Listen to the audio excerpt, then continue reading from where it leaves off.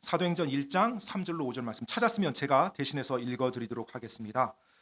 그분께서 순환을 받으신 뒤에 또한 그들에게 절대 확실한 많은 증거들로 자신이 살아계심을 보여주시고 40일 동안 그들에게 자신을 보이시며 하나님의 왕국에 관한 것들을 말씀하시고 또 그들과 함께 모이사 그들이 예루살렘을 떠나지 말고 아버지께서 약속하신 것을 기다리라고 그들에게 명령하셨느니라.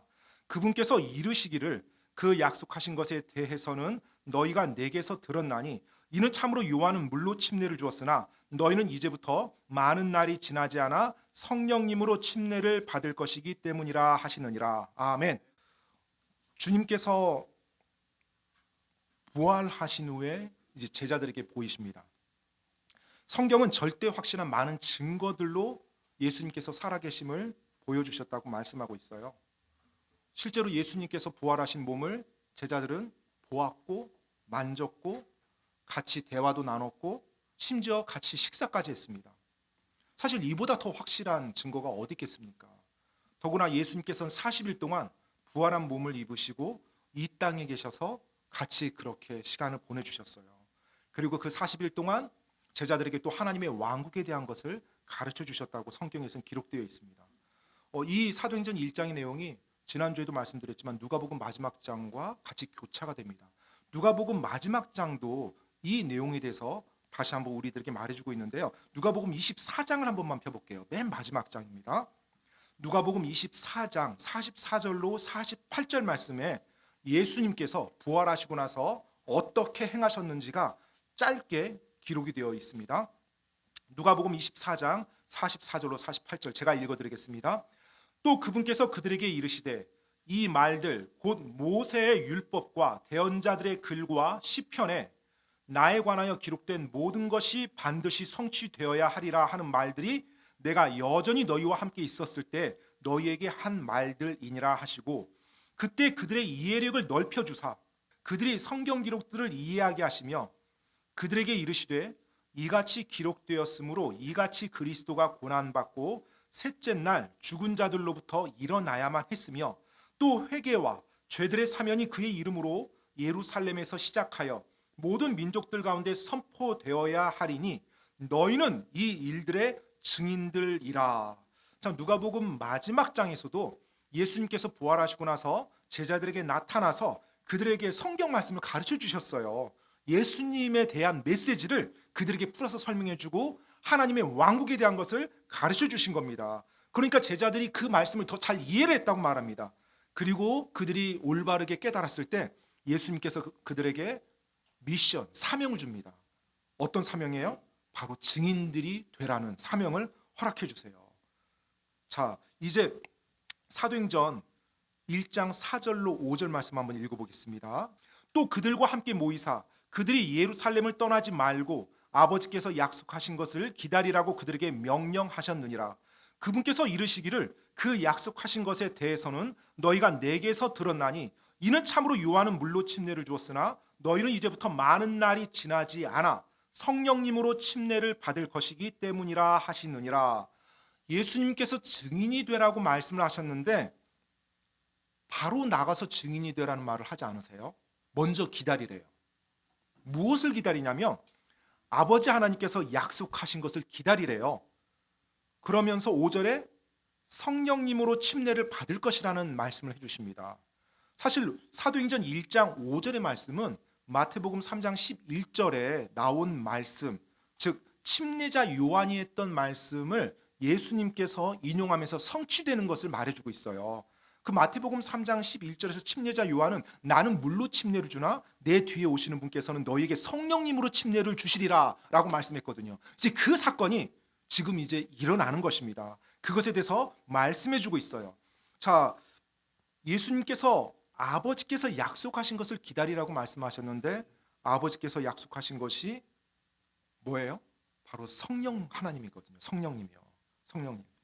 근데 이 성령님에 대해서는 예수님께서 십자가 달리시기 전 공생의 기간에도 제자들에게 여러 번 말씀을 해주셨어요. 그런데 문제는 제자들이 이해를 못했어요. 그게 무슨 말인지. 요한복음 14장, 15장, 16장에 보면 그 세 장 안에서만 해도 예수님께서 성령님에 대해서 여러 번 이야기를 해주시거든요. 근데 제자들은 이해를 못하고 엉뚱한 질문만 계속해요. 그 내용이 거기에 전개가 되는데 한 구절만 제가 읽어드리겠습니다. 요한복음 14장 26절에 보면 예수님께서 성령님에 대해서 말씀하시는 내용이에요. 요한복음 14장 26절 말씀입니다. 위로자 곧 아버지께서 내 이름으로 보내실 성령님, 그분께서 너희에게 모든 것을 가르치시고 내가 너희에게 무엇을 말하였든지 너희가 모든 것을 기억하게 하시리라. 지금 예수님께서 성령님에 대해서 언급하면서 위로자라고 일컬었고요. 그 다음에 성령님이라고 정확히 말했습니다. 그분께서 오셔서 너희에게 어떤 일을 할 것이라는 말씀도 해주세요. 그런데 제자들은 사실 이 말씀이 어떤 의미인지를 이 당시 잘 이해하지 못했습니다. 그런데 이제 예수님께서는 그 말씀을 다시 한번 부활하시고 나서 제자들에게 상기시켜 주면서 성령님이 오실 때까지 기다렸다가 그 다음에 증인으로 나가서 일하라고 명령을 하십니다. 사실 사명을 주신 거죠. 그런데 예수님이 지금 부활하셨잖아요. 그리고 40일 동안 함께 있었고요. 이분이 메시아라는 것에 대해서는 의심의 여지가 없어요. 제자들 입장에서. 그러면 당연히 이분이 메시아라는 것을 나가서 증거하는 게 뭐가 대수라고, 왜 기다려야 된단 말이에요, 성령님을. 그런 생각 해본 적 없습니까? 그냥 나가서 전도하면 되지, 왜 기다리라고. 그냥 사람들에게 말하는 게 뭐가 어렵다고, 왜 기다리라고. 그리고 우리야 성경 기록이 기록되어 있으니까 10일 후에 성령님이 오셨다는 걸 알지만 이들은 언제 올지 모르거든요, 성령님이. 그러면 예루살렘에서 계속 기다려야 되는 거였어요. 왜 예수님께서는 이들에게 기다리라고 말을 했을까요? 미리 나가서 전하다가 그 다음 성령님 오면 받아서 또 하면 되지, 왜 기다리라고 했을까요? 여러분, 사실 영적인 원리인데요, 하나님의 일은 우리 육신의 힘으로는 절대 이룰 수 없습니다. 하나님의 일은, 만약에 주님의 일을, 하나님의 일을 내 힘으로, 내 능력으로 이루어 나가려고 한다면 반드시 두 가지 중에 하나를 겪습니다. 좌절을 겪든지 교만함에 빠지든지, 둘 중에 하나예요. 그리고 그 일이 잘 되면 하나님께 영광 돌리는 것이 아니라 내가 영광을 차지해버려요. 왜요? 내가 했으니까요. 내가 하나님을 위해서 좀 해줬거든요. 그리고 그 일이 안 되면 역시 안 되네 하고 또 좌절 속에 빠지고요.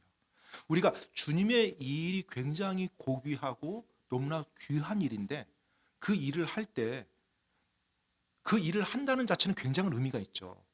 그런데 그 일을 내 힘으로 할 때는 굉장히 잘못된 길로 빠질 수밖에 없습니다. 그리고 또 두 번째, 왜 성령님을 기다려야 되냐면 하나님이 우리에게 주신 일, 주신 사명은 우리 육신의 힘으로는 절대로 올바르게 할 수 없는 일이에요. 좀 더 이해 쉽게 말씀드리면 불가능한 일입니다. 우리 육신의 힘으로는요. 하나님이 주신 일을요. 여러분, 이 당시 지금 11명의 제자들이 있고 이제 예수님의 제자라고 하는 사람들이 이제 한 다락방에 120명 정도가 모여 있다고 하는데 그들에게 어떤 일이 주어졌어요? 온 세상을 향해서 복음을 전하는 증인의 사명이 주어졌단 말이에요. 120명이 나가서 뭘 하겠어요? 이 세상이 뒤집어질까요? 어림도 없습니다. 그냥 사라집니다. 그래서 그들에게 하나님의 능력, 성령님의 권능이 필요했던 거예요. 지금 그들이 성령님의 권능을 힘입어서 나가서 증인의 역할을 했을 때 어떤 일이 일어났어요? 2000년이 지난 지금 수천 킬로가 떨어진 대한민국에서 여러분과 제가 이들이 증거했던 것을 믿고 예수님을 섬기고 놀라운 천국의 소망을 가지고 살아가잖아요. 말 그대로 이 세상을 완전히 뒤집어 엎었거든요. 사도행전에 나온 그 표현처럼. 그게 어떻게 가능해요? 이들이 뛰어난 능력이 있어서, 이들이 뛰어난 학벌과 지적 능력, 엄청난 부 아니에요. 그런 거 하나도 없었어요, 이들이요. 그들에게 있었던 것은 바로 성령님의 권능이었어요. 하나님의 일, 주님의 일은 성령님의 권능이 아니고서는 절대로 이루어질 수도 없고 올바르게 될 수도 없다는 것입니다. 그래서 예수님께서는 그들에게 나를 위한 증인이 되라고 말씀하시면서 먼저 성령님이 오실 때까지 기다리라고 그렇게 말씀하셨던 거예요. 자, 이제 그들이 그 말씀을 듣고서 기다립니다. 이 상황에서 보면 부활하신 예수님이 40일 동안 자신들과 함께 있었어요. 그리고 예수님이 40일 동안 있으면서 가르쳐 줬어요. 구약의 성경 내용을 가지고서. 그리고 그분이 지금 메시아라는 것을 이제 제자들은 확실히 알았습니다. 그렇죠? 예수님이 지금 살아나신 하나님이라는 거 알아요, 몰라요? 제자들은 알죠. 눈앞에 서 계시는데 그걸. 근데 그분이 이제 나에게 명령을 주셨어요. 그럼 여러분 같으면 어떻게 하실 거예요? 목숨 걸까요, 안 걸까요? 뭐 걸죠. 목숨 걸죠. 거기 당연히 걸어야죠. 진짜로. 맞아요. 하나님이신데 지금 그 전까지만 해도 긴가민가 했는데 이제 하나님이신데 부활하셨는데 목숨 걸죠. 내 모든 걸 다 바쳐서 이분이 하라는 거 하는 거죠. 왜요? 이분이 하셨던 말씀이 진리라는 거 이제 모든 게 다 드러났잖아요. 뜨거운 열정이 있었을 거예요. 나가서 이분을 위해서 모든 것을 다 바치리라. 그런데 다시 한번 말씀드리지만 열정만으로 되는 게 아닙니다. 주님의 능력이 필요해요. 때때로는 주님의 능력 없이 열정만 가지고 있다가 일을 그르치거나 더 잘못된 나락으로 떨어진 경우가 있어요. 그래서 우리가 열정도 중요하지만 주님의 능력, 주님께 철저하게 의지하면서 나가야 되는 것이 우리 믿는 자들에게 필요합니다. 그래서 주님께서는 그들에게 기다리라고 명령하셨어요. 성령님을 기다리라고 그들에게 말씀하셨습니다.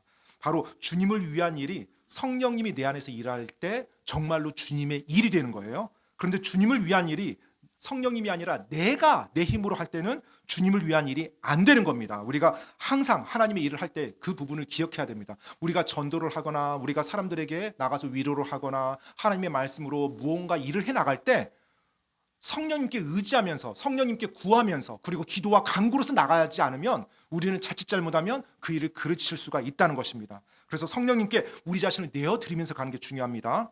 오늘날은 믿는 자들이 예수님을 영접하는 순간 성령님이 우리 안에 거하십니다.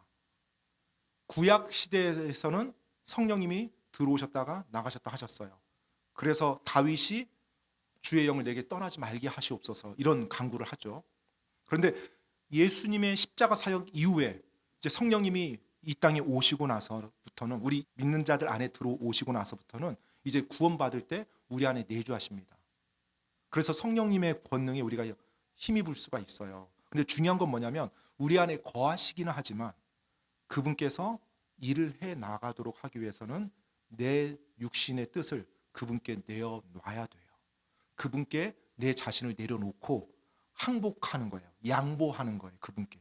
그분의 말씀 앞에 내가 무릎 꿇고 온전히 내 뜻을 내려놓는 겁니다. 그때 그분이 내 삶 안에서 이루어 나가는 겁니다.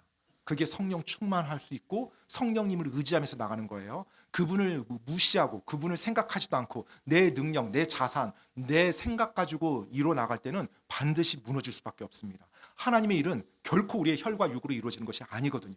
영으로, 하나님의 영으로만 가능한 것입니다.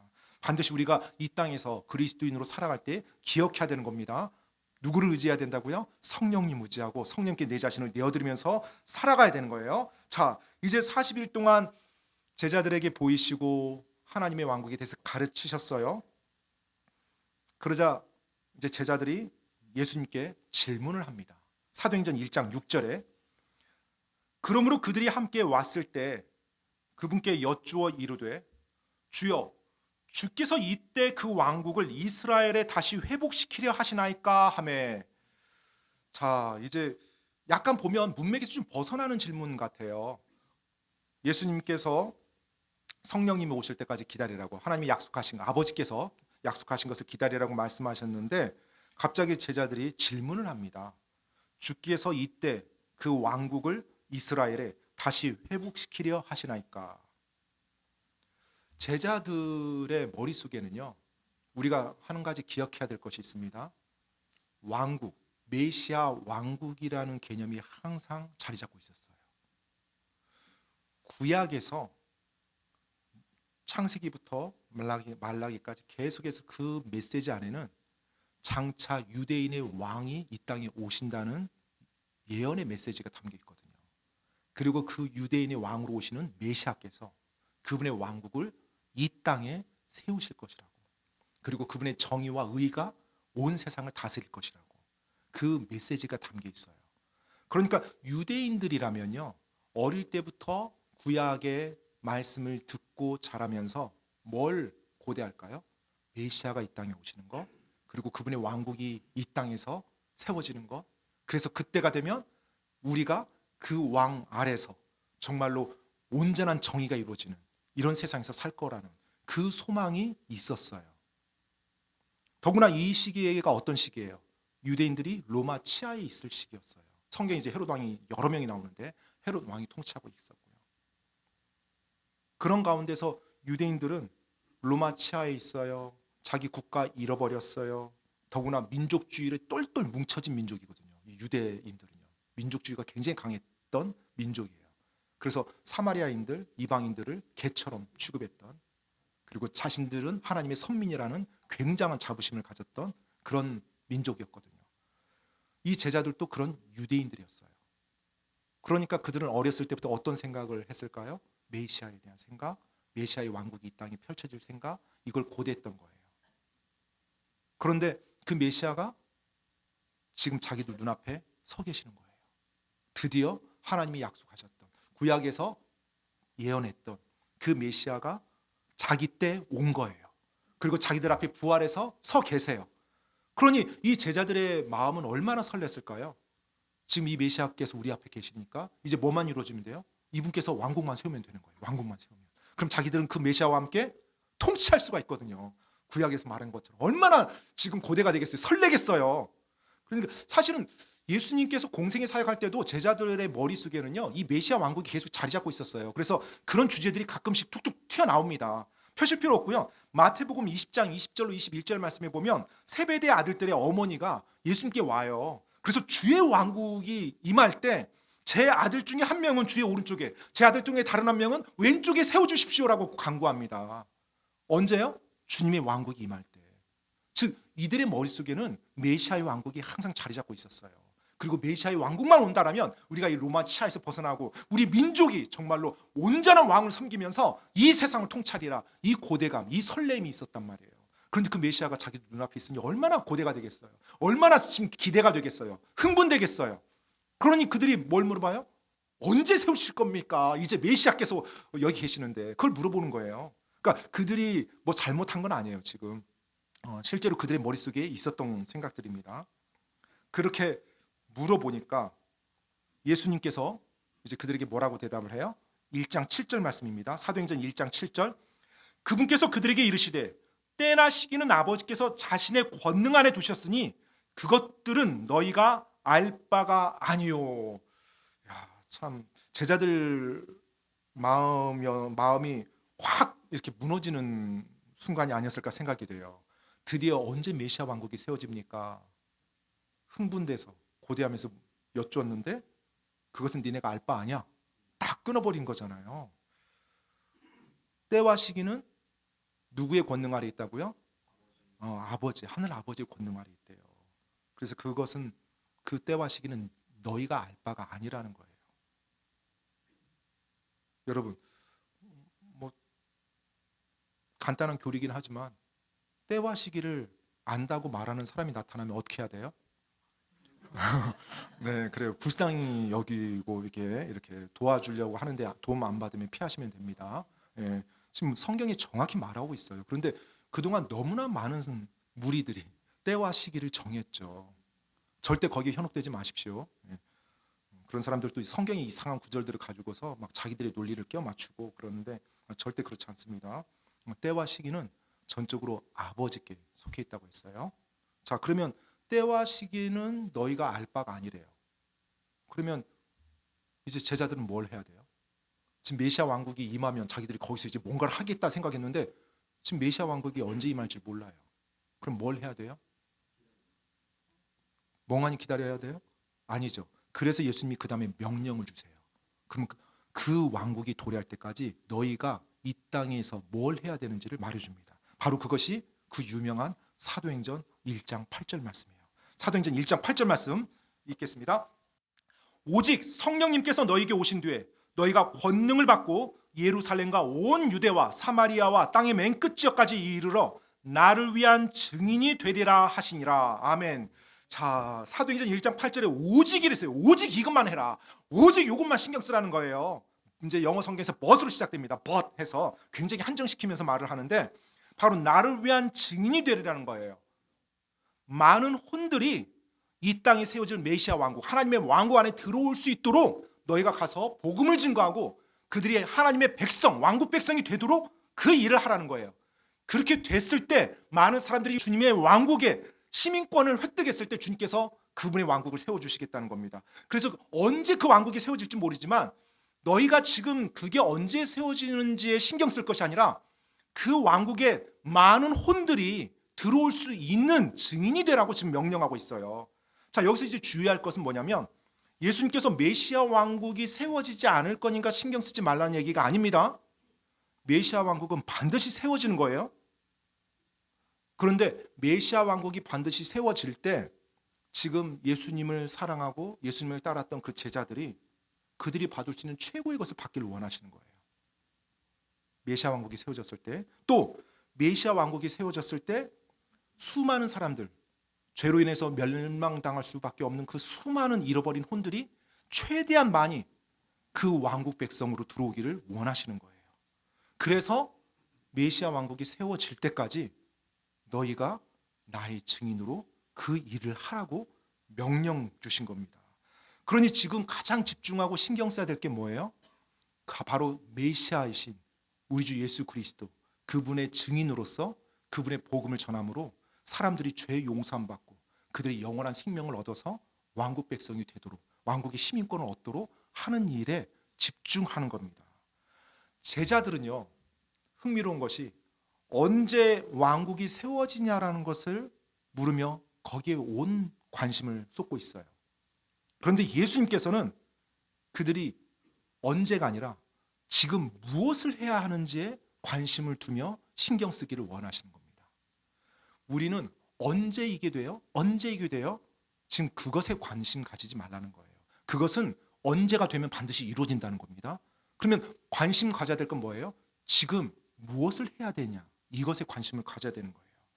반드시 메시아 왕국이 이 땅에 세워집니다. 우리가 초점 맞춰야 될 것은 현재 지금 여기서 뭘 할 거냐는 거예요. 현재 여기서 바로 그 마땅히 해야 될 것을 우리가 이 땅에서 해 나갈 때 언제 그 일이 이루어졌을 때 우리가 기쁘게 그 일을 맞이할 수 있다는 것입니다.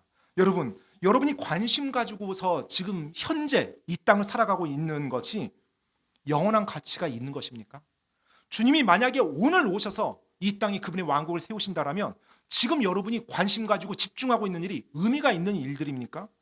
주님이 하라고 한 일에 대해서 지금 우리가 올바르게 집중하면서 하고 있는지요? 어쩌면 예수님께서 제자들에게 말씀하셨던 것처럼 증인으로서 우리 역시 예수님이 말씀한 것에 대해서 올바르게 관심을 가지고 신경을 쓰며 집중하며 살아가고 있는지요? 우리 자신의 삶을 오늘 이 사도행전 1장에 예수님의 그 사명을 주신 말씀으로 한번 비춰볼 필요가 있습니다. 때때로 우리가 이 땅을 살아가면 하나님의 허락한 그리고 하나님이 우리에게 누릴 수 있도록 주신 많은 좋은 것들이 있습니다. 근데 좋은 것들이 가장 중요한 것을 잃어버리게 만들어버리면 더 이상 우리 삶에 좋은 것으로 작용하지 못합니다. 사탄은 굉장히 교활해요. 그래서 그리스도인들이 죄에 대해서 피합니다. 그러면 어찌 됐든 간에 하나님이 주신 그 사명, 또 하나님을 향한 그 마음, 그리고 하나님의 말씀에서 벗어나도록 미혹하려고 애쓰거든요. 그럼 이제 그리스도인들이 분별력이 있어서 죄에 대해서 분별하면 그 다음에 두 번째 전략은 제가 지금까지 봐오니까요, 좋은 것 전략입니다. 죄가 아닌 것을 가지고 그리스도인의 삶을 현혹시켜요. 처음엔 그게 좋은 것이에요. 그래서 그걸 누립니다. 그런데 누리다가 어느 순간 거기에 빠져요. 그러면 가장 중요한 것을 제껴놔요. 그리고 좋은 거잖아 하면서 거기에 나의 모든 걸 다 쏟아붓습니다. 그러면서 정작 해야 될 것을 못하게 만드는 그런 일들을 보게 됩니다. 그리스도인들이 방심하게 되는 순간 삶에 하나님이 허락했던 좋은 것을 가지고서 하나님과 하나님의 말씀을 저버리는 우를 범하게 됩니다. 그렇기 때문에 우리는 우리 자신을 한 번씩 돌아보아야 되는 시간들이 필요해요. 주님께서 우리에게 이 땅에서 허락한 삶, 이 삶에서 무엇이 가장 지금 중요한 것인가? 그리고 내가 지금 이 순간 떠난다라면 나는 주님 앞에 올바르게 설 수 있는가? 예수님께서 지금 오셔서 그분의 왕국을 세우신다고 한다라면 그분께서 나를 믿고 나에게 정말 함께 다스릴 그런 상급을 얼마나 주실까? 잃어버린 혼들에게 복음을 전하고, 그리고 하나님께서 선명하게 우리에게 말씀해 주신 그 명령들, 하나님의 뜻을 나는 지금 온전히 초점 맞추면서 살아가고 있는가? 아니면 하나님이 나에게 소위 말해서 복으로 주신 것들, 그 복이라는 좋은 것들에 파묻혀서 정작 하나님이 나에게 하라고 말씀하신 것을 직무유기하며 살아가고 있지는 않은가? 사탄은 항상 시시때때로 우리의 방심하는 틈을 노려서 우리가 어찌 됐든지 간에 하나님과 그분의 말씀과 그분의 뜻에서 벗어나도록 우리를 계속 미혹하고 있습니다. 나는 이제 거기에 속아 넘어가지 않아라고 감히 여러분 자만하지 마시기 바랍니다. 그 순간 무너지게 됩니다. 언제까지요? 죽을 때까지. 하나님이 이 땅에서 우리를 허락한 이 시간 동안에 우리는 계속 깨어서 맑은 정신으로 주님을 바라보면서 살아가야 돼요. 그렇지 않으면 잘못된 것으로 인해서 우리가 우리의 모든 것들을 잃어버리게 됩니다. 자, 이제 예수님께서 그들에게 사명을 주셨어요. 나의 증인이 되리라고. 사도행전 1장 8절, 예루살렘과 온 유대와 사마리아와 땅의 맨 끝 지역까지. 지난번에도 한번 말씀드렸지만 동시에 이게 이루어지는 겁니다. 그래서 우리 교회도 이제 선교를 후원하고 있는 거예요. 예루살렘, 유대, 사마리아, 땅의 맨 끝 지역, 이것을 하나님께서 우리가 같이 힘쓰라고 말씀하셨어요.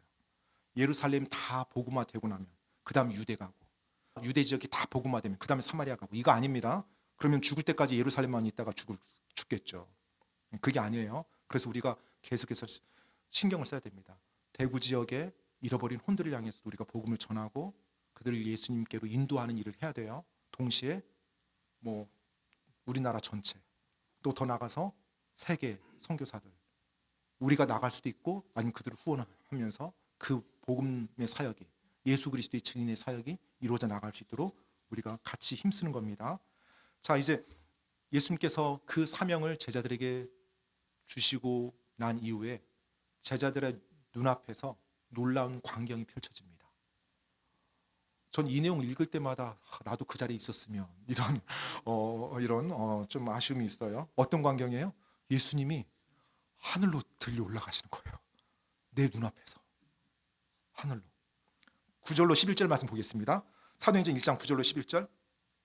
이것들을 말씀하신 뒤에 그분께서 그들이 보는 동안이에요. 그들이 보는 동안 들려 올라가시니 구름이 그분을 받아들여 그들이 보지 못하게 하더라. 그분께서 올라가실 때 그들이 똑바로 하늘을 바라보고 있는데 보라, 흰 옷 입은 두 남자가 그들 곁에 서더니 그들이 또한 이르되 너희 갈릴리 사람들아, 너희가 어찌하여 서서 하늘을 바라보느냐? 너희를 떠나 하늘로 들려 올라가신 이 동일한 예수님께서는 너희가 그분께서 하늘로 들어가심을 본 것처럼 그렇게 같은 방식으로 오시리라 하니라. 아멘. 자, 예수님께서 이제 제자들 눈앞에서 들려 올라가시는 겁니다. 소위 말해서 중력의 법칙을 거스른 거예요. 자연계의 법칙을 거스르는 것, 그런 현상을 뭐라고 말하죠? 기적이라고 말합니다. 기적이라고 말해요. 그럼 왜 하나님께서 기적을 베푸실까요? 사람들에게 그들의 관심과 집중을 이끌고, 그리고 하나님 되심을 보이실 필요가 있을 때는 하나님이 그분의 뜻에 따라서 기적을 베풀어 주시는 거예요. 즉 자연계 모든 법칙이 우리 인간들이 그 안에서 살아가게끔 하나님이 만들어 주셨어요. 너무나 질서 있죠. 너무나 놀랍죠. 그런데 하나님은 그 법칙을 만들어 주신 분이에요. 그 법칙 안에서 우리가 살도록 하셨지만 하나님은 그 법칙을 주관하시는 분이세요. 때때로 그분의 필요에 따라서 그분께서는 그 법칙 밖으로 나오셔서 일을 이루어 나가세요. 바로 그 일을 해주신 거예요. 제자들 앞에서 그분의 놀라운 권능과 그분의 메시아 되심을, 그리고 그분이 하늘로 올라가심을 보여주셨어요. 정말로 경이로운 그 자체죠. 그런데 왜 예수님께서 하늘로 올라가시는 것을 보여주셨을까요? 왜? 그냥 사라져도 될 텐데. 예수님께서 공생의 기간에 아버지께로, 하늘 아버지께로 간다는 말을 종종 하셨거든요. 제자들에게. 그리고 하늘 아버지께로 가셔야 위로자 성령님이 오실 수 있다고. 그래서 성령님이 너희 안에서 큰 일들을 이루어 나가실 수 있다고. 그래서 나는 하늘 아버지께로 가야 된다라고 여러 번 얘기를 해주셨어요. 그런데 제자들은 역시 마찬가지로 그 말을 듣고도 그 말이 무슨 말인지 제대로 이해를 못했죠. 그래서 여러분, 요한복음 제가 14장 말씀, 16장 말씀 한 구절씩만 좀 읽어드리겠습니다. 자, 하늘 아버지께로 간다는 말씀을 예수님께서 해주신 내용이에요. 요한복음 그 14장 12절에 보면 진실로 진실로 내가 너에게 이르노니 나를 믿는 자는 또한 내가 하는 그 일들을 할 것이요 이것들보다 더 큰 일들도 하리라. 이는 내가 내 아버지께로 가기 때문이라. 이 아버지가 지금 대문자로 되어 있습니다. 하늘 아버지를 말해요. 자, 요한복음 16장 7절에 보면 또 이렇게 나와 있습니다. 그럼에도 불구하고 내가 너에게 진실을 말하노니 내가 떠나가는 것이 너에게 유익하니라. 예수님께서 말씀하셨어요. 내가 떠나가는 게 유익하대요. 내가 떠나가지 아니하면 위로자, 대문자로 되어 있습니다. 위로자께서 너희에게 오지 아니하시리라. 그러나 내가 떠나면, 내가 떠나는 게 뭐예요? 아버지께로 가는 거죠. 하늘 아버지께로 가는 겁니다. 내가 그분을 너희에게 보내리니, 즉 예수님께서 하늘 아버지께로 가셔야만 누가 내려오세요? 성령님께서 내려오시는 거예요. 그래서 성령님이 그들 안에서 이제 일할 수가 있는 것입니다. 그러니 예수님께서 당연히 하늘 아버지께로 가셔야죠. 하지만 안타깝게도 요한복음 14장, 15장, 16장 그 문맥에서는 제자들이 제대로 이해를 못합니다. 이게 무슨 말인지 이해를 못해요. 분명 그들의 눈앞에서 예수님께서 하늘로 딱 들려 올라가셨을 때 그때서야 비로소 예수님이 자신들에게 가르쳐 주었던 내용이 어떤 의미였는지 너무나 절실히 깨달았을 거예요. 하늘로 올라가세요. 이제 누가 내려오세요? 성령님이 내려오시는 거예요. 하늘로 올라가니까 쭉 봅니다. 마치 뭐 미사일이나 로켓, 뭐 인공위성 띄울 때 쭉 올라갈 때 쭉 보다가 이제 사라지죠. 그것처럼 아마 예수님 쫙 올라가셔서 구름에 가려서 사라질 때까지 봅니다. 멍하니 보고 있으니까 얼마나 경이로웠겠어요. 근데 갑자기 흰 옷 입은 남자 두 사람이 큰 소리로 옆에서 외칩니다. 흰 옷 입은 두 남자가 누굴까요? 네, 천사입니다. 펴실 필요는 없고 요한복음 20장 12절에도 흰 옷 입은 두 천사라고 정확히 명시가 돼서 나옵니다. 막달라 마리아가 예수님의 그 무덤에 들어갔을 때 예수님의 그 몸이 사라졌죠. 없어졌죠. 그리고 예수님의 그 시신이 있었던 머리맡과 발끝에 두 흰 옷 입은 천사가 있었다고 그러거든요. 지금 여기에서도 그 흰 옷 입은 남자, 즉 천사들이죠. 하나님의 메시지를 가지고 그들에게 말합니다. 너희 갈릴리 사람들아, 너희가 어찌하여 서서 하늘을 바라보느냐? 너희를 떠나 하늘로 들려 올라가신 이 동일한 예수님께서는 너희가 그분께서 하늘로 들어가심을 본 것처럼 그렇게 같은 방식으로 오시리라. 아멘. 자, 지금 어떻게 오신대요, 예수님께서요? 같은 방식이면 어떤 방식인 거예요? 올라갔으니까 다시 내려오는 방식이에요. 여기 또 중요한 교리가 있어요, 여러분. 예수님께서 초림 첫 번째 이 땅에 오실 때는 하나님의 어린 양으로서 이 땅에 오셨습니다. 그래서 처녀의 몸에서 태어나신 거예요. 성경 구약의 예언대로. 그런데 예수님께서 이제 이 땅에 그분의 왕국을 세우기 위해서 두 번째 오실 때, 재림으로 오실 때는 어떻게 오세요? 하늘에서, 왕으로 하늘에서 내려오시는 거예요. 왜요? 하늘로 올라가신 그 방식처럼 하늘에서 내려오신다고 말해줬거든요. 처녀 몸에서 태어나요? 재림이? 아니에요. 아기로 태어나는 거 아니에요. 예수님께서 직접 내려오시는 거예요. 어떤 분이요? 재림 예수님께서. 오늘날 자기가 재림 예수라고 말하는 사람 말 들으면 돼요, 안 돼요? 안 되죠. 보통 그분들 고향이 있죠. 어디서 태어났다고. 고향이 있는 순간 말이 돼요, 안 돼요? 안 돼요. 고향이 있으면 안 되죠. 그렇죠. 하늘에서 내려오셔야지 어디서 태어나면 돼요, 안 돼요? 안 돼요. 그러니까 그런 말도 안 되는 것들 우리가 거기에 휩쓸릴 필요가 없어요. 어린 시절 뭐 어디가 있고 뭐 동창이 있고 이런 거 있으면 안 되는 거예요. 알겠죠? 네, 그대로 하늘에서 내려오셔야 돼요. 성경에 아주 분명히 나와 있습니다. 하나님께서 정확히 그분의 말씀에 우리 예수님께서 어떻게 다시 오실지를 말해줬어요. 그럼 그분이 어디로 내려오실까요? 방금 지금 이 예수님이 승천한 장소가 올리브산이에요. 올리브산. 예전에 이제 감람산이라고 말했죠. 올리브산. 그러면 어디로 내려오세요? 올리브산으로 내려오시는 거예요. 그 방식 그대로. 그래서 그 내용이 구약 성경에 또 예언되어 있어요. 스가랴 14장 4절 말씀 제가 한번 읽어드리겠습니다. 구약 성경입니다. 예수님께서 이 땅에 오시기 약 500여 년 전에 기록된 책입니다. 스가랴 14장 4절 말씀에 그 날에 그분의 발이, 지금 메시아입니다. 그분의 발이 예루살렘 앞 동쪽에 있는 올리브산 위에 서실 것이요, 올리브산이 그것의 한가운데서 동쪽과 서쪽으로 갈라짐으로 심히 큰 골짜기가 생길 것이며 그 산의 반은 북쪽으로, 그 산의 반은 남쪽으로 이동하리라. 자, 예수님께서, 메시아께서 다시 이 땅에 오시는 그 내용을 기록해 준 거예요. 올리브산에 서실 때 산이 갈라진대요. 아무 놀라운 광경이겠죠. 그 일이 일어나고 나서 이제 이 땅에 메시아 왕국이 세워지는 것입니다. 자, 이제 그 예수님께서 올라가셨어요. 그리고 다시 오신다는 약속을 또 이 제자들이 들었습니다. 이제 이 제자들이 어떻게 살까요? 이 땅에서. 예수님의 말씀, 예수님이 다시 오신다는 그 약속, 의심했을까요? 믿었을까요?